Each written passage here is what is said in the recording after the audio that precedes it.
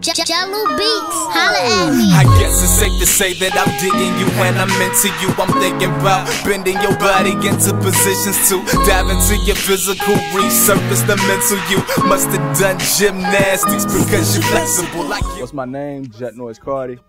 Artist from Virginia, 757 area, more specifically Suffolk. What made me get into rapping was I had a cousin of mine who actually did music, and he was pretty big. He did a lot of traveling, went all up and down the East Coast, a lot of underground spots, and had a lot of big opportunities. And I was a real fan of his. So what I did was I would just take like his rhymes and his songs and all the ones I really liked, and I just would rap them as if I was him. And for me, that was like huge for me to get started. And actually, I started a group with my cousin when we was like 8. And from there, I just started writing and really look back. Some of the albums and mixtapes I'm listening to right now. Right now, I'm really listening to like a lot of independent artists. Nobody that's real mainstream. I mean, I'm listening to Big Sean. I like what he's doing with the Finally Famous thing and how he's on his come up. But independently, I'm listening to like the LEP Bogus Boys. Real in tune with what they're doing. They on the come up pretty heavy. And outside of that, I really like to listen to a lot of people from my area putting out a lot of good music. I'm listening to a lot of A Driver right now, a lot of Bobby Capri, Thad Williams. So just staying tuned with what's going on independently, not just in my market, but also in other markets too. Because I think that's real important.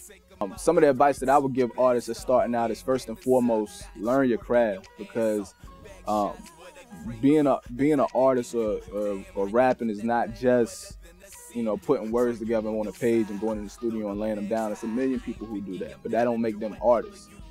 So really learn what it takes to be an artist. Learn your paperwork. Learn what a copyright is. Learn what it is to what ASCAP is or what BMI is and all the terminology. So if you're gonna really turn it into a career or something that you're really trying to pursue, you really know exactly what you're doing. Outside of that, also focus on more so in the beginning, not necessarily just trying to put yourself out like, look at what I'm doing, look at what it's doing. Instead of doing that, just put yourself in positions to be in circles with people who are already doing some things. You know what I mean? And even if you're not putting yourself out there as an artist right away, at least if you're in them circles and people know of you and who you are, you can build from there because people are already familiar with who you are and the name. And so when you pop up with some music, it's easier for them to follow on to what you're doing. Some of the best advice I've received, personally, I put a lot of emphasis on my stage presence and my performance.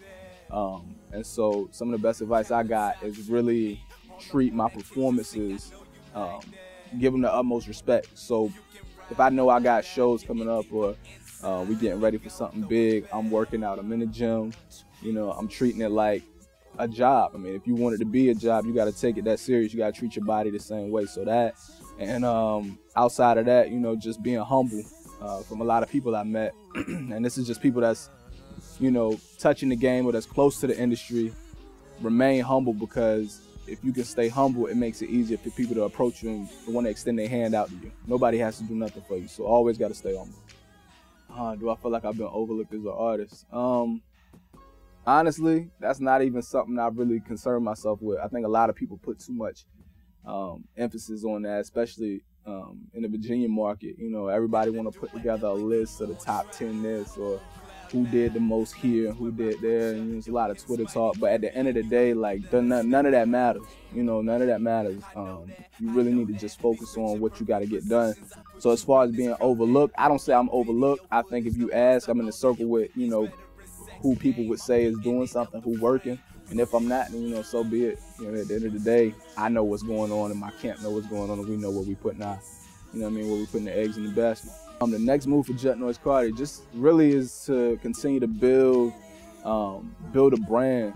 To continue building the artists, getting more people familiar, building the following, touching areas that people aren't familiar with what I'm doing. Also touching my market, but reaching out and getting other places.